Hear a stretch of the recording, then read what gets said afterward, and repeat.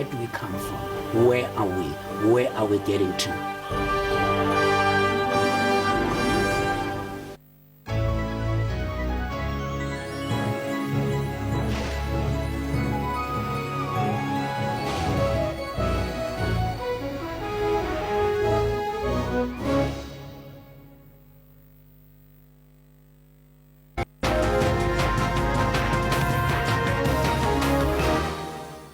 Well, that very important question that we pose to you, culture versus, of course, the Constitution. Should maiden bursaries be allowed? That's the question that we pose to you. Now, virginity testing should be promoted, as it is a cultural practice. Now, that's according to the Commission for the Promotion of Cultural, Religious and Linguistic Rights, or in short, the CRL. The Chapter 9 institution was responding after the Commission on Gender Equality found that the so-called maiden bursary scheme is unconstitutional. The CRL says there is nothing unconstitutional about the maiden bursary scheme, and the Commission of Gender Equality has gone overboard. Now, for more on the story, in our studio, we are joined by Toko Mkonazi Kaluva, the chairperson of the CRL. A very good morning to you, ma'am, and welcome. Thanks for having us. Now, you are for culture instead of the Constitution, is that correct? Actually, culture and the Constitution are not, there's no disconnect between the two. The fact that you have a Chapter 9 institution that is set up to promote and protect cultural rights of all communities, it tells you that the Constitution itself is very clear about these issues. It further states that people have a right to enjoy their culture unless that cultural practice is in contravention of the Bill of Rights. Now, in your response to the Commission of Gender Equality's report, you said they've gone overboard. Take me through that process. You see, for us, it goes beyond just the maiden bursary. The findings tell us that their first finding actually talks to the bursary scheme, going against the right to dignity, and that it goes against international obligations that the nation has to eradicate harmful traditional practices. So we object to Klolo being seen as a harmful traditional practice that needs to be eradicated. And we're saying the minute you start with your point of departure being eradication of a harmful traditional practice, then anything that promotes that traditional practice that you've deemed as harmful, then it must be abolished. So it makes sense that at the end they say this bursary scheme promotes a harmful traditional practice and therefore it should be abolished. And our point of departure is that the Constitution is very clear. Because the Constitution protects it. It protects. So our point of departure is that we have to protect people's cultural practices unless you can tell us what it violates. As the princess has raised the issue is very clear. These are willing participants who do this thing quite willingly. We've been part of this process. You know, as the Civil Rights Commission, we first investigate what is this cultural practice across the board. Can we support it?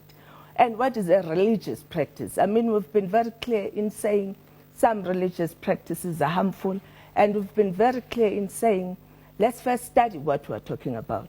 Part of what we're objecting to is that their point of departure is that when a child or a girl or a maiden is sexually violated, then they're no longer deemed to be a virgin, which is not necessarily true. If they had studied the practice itself, they wouldn't have that kind of finding.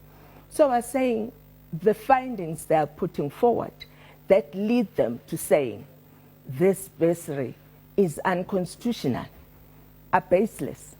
Now, if the practice is so important and it prevents HIV and teenage pregnancies, why then is it only for girls and not for boys?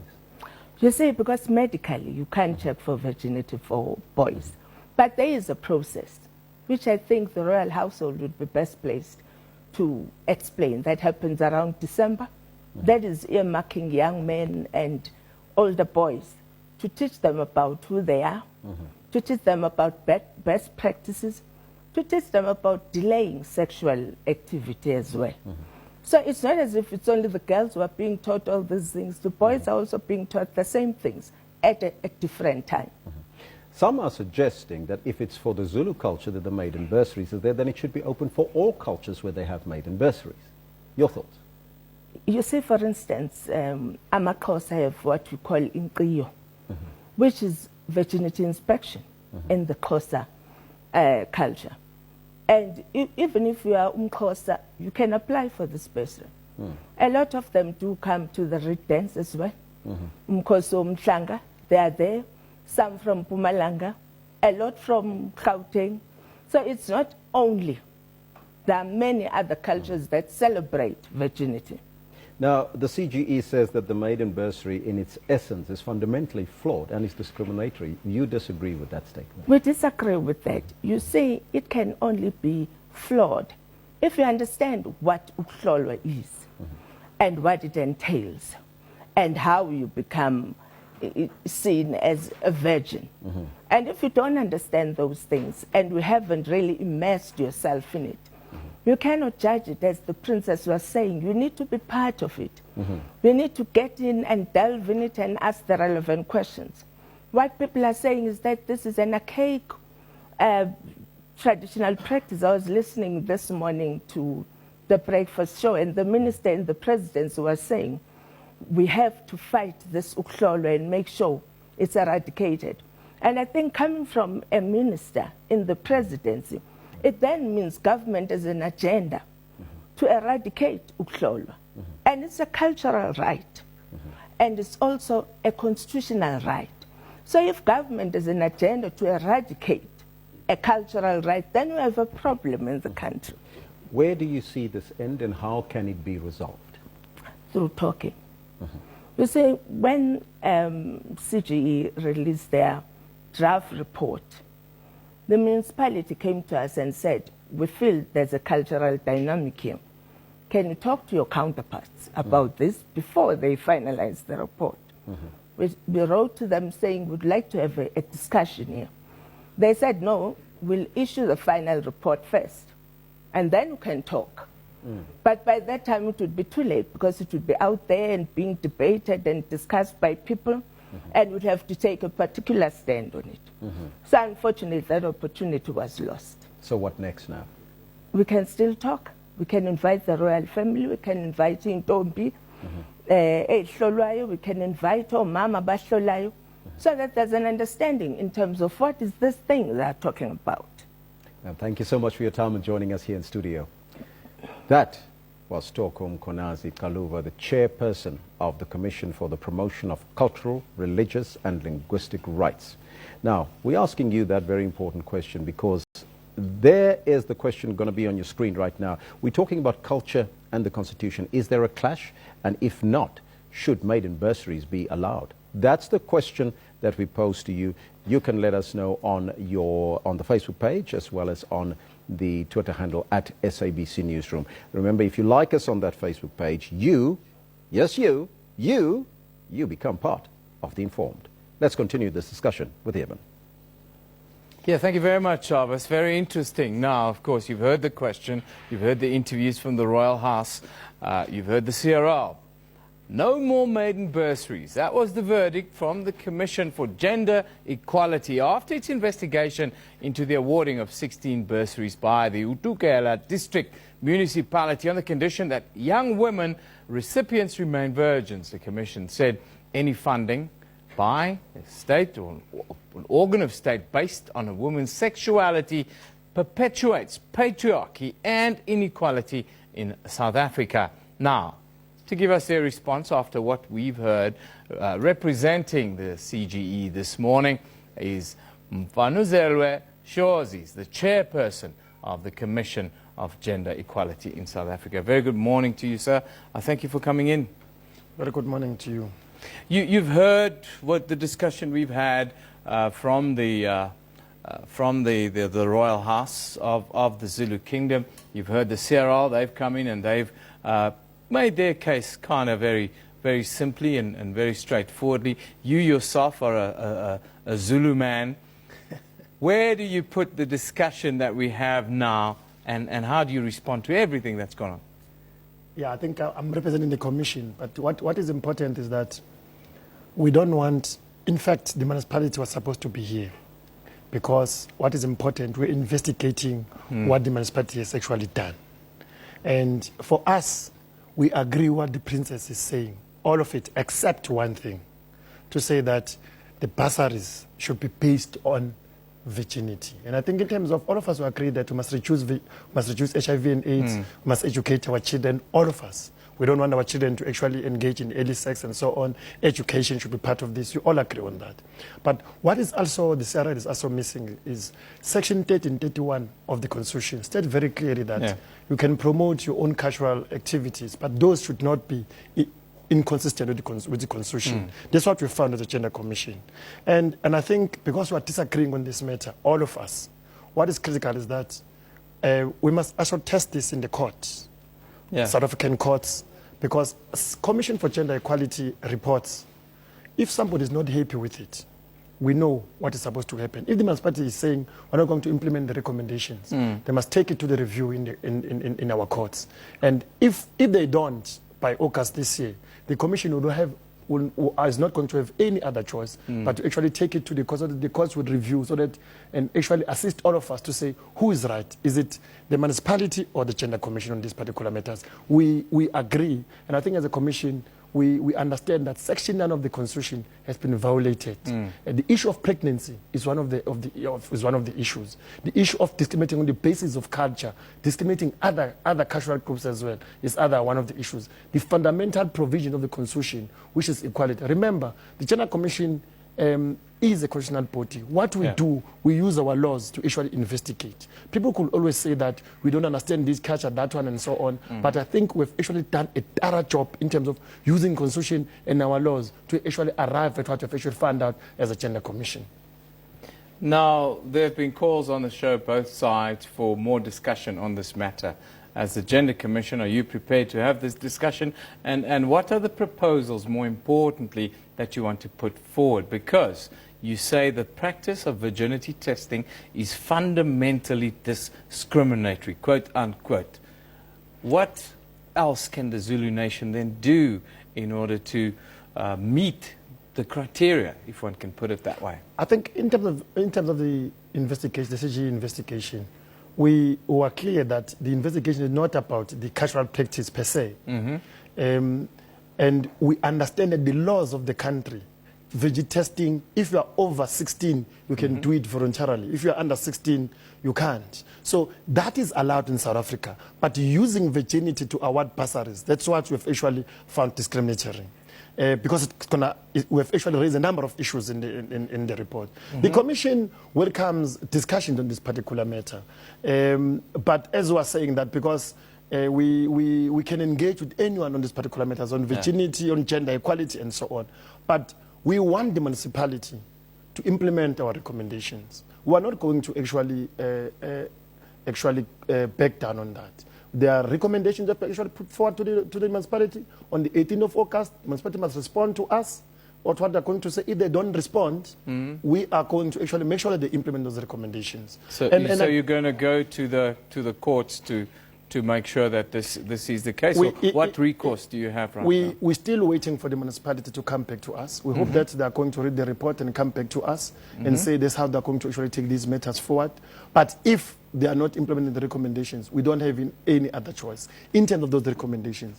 In terms of discussing proposals about virginity testing and gender equality, we're open to that. But on those recommendations, we feel that should be done. And therefore, the courts must actually assist us. We have also roped in here the legislature and the MEC for cooperative governance to say they must assist the municipality in terms of the implementation of the recommendations. So that's what is important. We hope that the municipality is going to actually look at those recommendations. Are not difficult recommendations, very simple recommendations.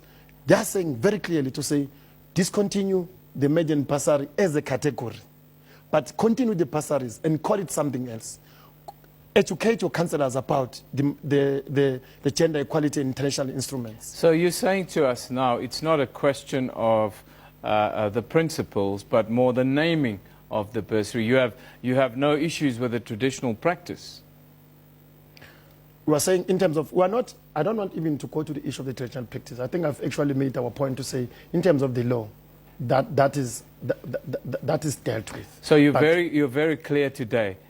the constitution, the law of the country, should always oversee traditional practice. Full stop. Definitely. The constitution of the country should actually oversee that. But when we investigate as a commission, we've actually found out that in terms of awarding the bursaries, it's very, very discriminatory. And what's your message then now to the CRL, who you've just heard, were quite critical of you, talking about you going overboard? What's your mission, in conclusion, your message to them, and also to the message to the Zulu Royal House? Our message, CRL, for example, is a chapter 9 institution like all of us. If they wanted to actually investigate this matter with us, they were supposed to do a joint investigation. Yeah. They can't come when we're about to finalize the investigation. For example, Section 10 of the CGE Act states very clearly there's no one who can hinder and prohibit us to actually conclude the investigation. Therefore, they came at the last stage. And in fact, the report was not even given to them, it was given to the municipality. Our message to them is that on these matters, they must actually engage with us. And before I could engage with them after we released the report, and they actually engaged the media. To the Royal Household, the CGE will really want to engage with them on a number of cultural issues. And I think there's a lot that they can learn from us. There's a lot we can learn from them about these matters. But on this particular matter, there is an investigation, and the municipality was made aware that we're going to investigate. And even engage them in terms of which other parties are supposed to be actually engaged on these matters. So for us, that's the message. We can engage going forward. I wish you all the best, because we've tried to engage with the municipality since last week, Friday. Unfortunately, the mayor was a little bit busy and couldn't make an interview for the last 4 days, although we've booked facilities. So I wish you well in getting hold of the mayor and having that discussion. Thank you for joining us this morning, sir. Thank you very much. That's Mfano Zelwe Shores. He's the chairperson of the Commission for Gender Equality here in South Africa. Don't forget the question we've got on the table today. The question is a simple one. It's culture versus the Constitution, as you've seen it. Should maiden bursaries be allowed? Simple question. It's caused a lot of passionate debate here this morning. This one from V. V says, do they test virginity on boys too? V, you've just heard from the CRL. They said no, but there is a program that the boys go through in order to educate them about what their responsibilities are. Doc Moses says, newsroom, if there are bursaries that cater for certain races and the Constitution is silent, then maiden bursaries are okay. Interesting take there, Doc. Luta Continua says, Mogala Meiko says, newsroom, nothing wrong with maiden bursaries. South Africa needs such interventions. The Gender Commission got it all wrong. There you go. Saluto Tukela, Mayor. Then Kizito Ernesto says, newsroom, maiden bursaries, virgin test is a degrading practice and the Commission is right to reach that decision. Selfishness of men, says Ernesto. Of course, the Royal House says that we are simply insensitive and there's a lack of understanding of the culture. Not just the bursaries, it's been narrowed down to just maiden bursaries, but there's an entire cultural practice that goes with it, and it culminates in the redance, which is probably the most important cultural event in the Zulu Kingdom. Absolutely. It's well documented and has been for many a decade. Yep, that is. That's where we're going to leave the maiden bursaries. In the next hour, we're going to be talking about drugs and sport and steroids and all these things that you can take now to give you big muscles. We'll do that in the next hour. But right now, myself and Kendall Mahamati are here to talk about Leo Messi. Now, Leo Messi is supposedly, in his estimation, the greatest player of all time. And the reason why we're talking about him, just to actually bring it all to context, is because he's just said he's retiring from all international football after Argentina lost for the second time in a row to Chile. Fourth final he's lost in a row. Absolutely. And so there's a question mark over his BMT, whether he can deliver in the biggest moments, like a Maradona, like a Pele, like a Lothar Matthäus, like all the legendary players of all time. time. Yes, like Maradona with his hand in that goal. Absolutely. No, that was in a quarter-final match. It had nothing to do with any of that. But greatness in football is measured by your CV, your curriculum vitae, not whether you are liked by the world or whether people in China like you, etc. It's your CV, a simple thing. Absolutely. Have you won the World Cup? To be in the conversation around whether you're the greatest of all time, you have to have won a World Cup. No, Eben, it's actually one of the criteria. I would actually dare say it's one of the criteria as to one of the greatest or not. Have you won a World Cup or not? What else? Have you won a World Cup? Have you won your national championship? And have you won in Europe a champion? Either Scudetto, La Liga, or the Premiership. Right. That's what it is. And I believe he's got 2 of those 3. Now, one of the things that I think is quite key is for us to bring up some stats of what Lionel Messi has actually been able to do in his long and illustrious career. He's only 29 years old, mind you. And he's been an international player for, what, 11 years now? He started playing for La Selección when he was 18. Yes. He played for Barcelona first team when he was 17. Yes. Let's have a look at some of his stats so we can actually see why it is. We got Kendall to try and talk him up a little bit. Lionel but of Messi course, is a guy like Pele, for instance, has scored 1,257 goals in football. Messi is halfway there, and he's just retired from international football, so that conversation can't even go forward. No, his stats actually speak for themselves, but I think I'll bring them up in the bulletin. They're not going to come up right now. I'm going to Who do you think is the greatest? Does Leo Messi belong next to Pele, Maradona? You can get Lothar Matthäus from Germany, Johan Cruyff, all these players. Does he belong in that pantheon, not having won a World Cup?